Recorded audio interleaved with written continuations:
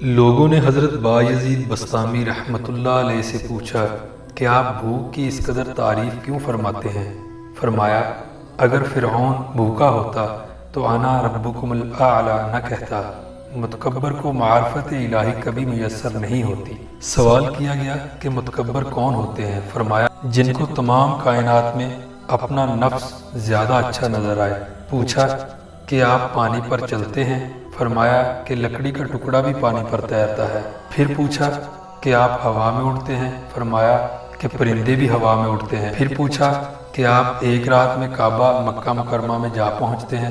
فرمایا کہ جادوگر بھی ایک رات میں ہند سے دماوند میں پہنچ جاتا ہے۔ سوال کیا گیا، پھر مردوں کا آخر کون سا کام ہے؟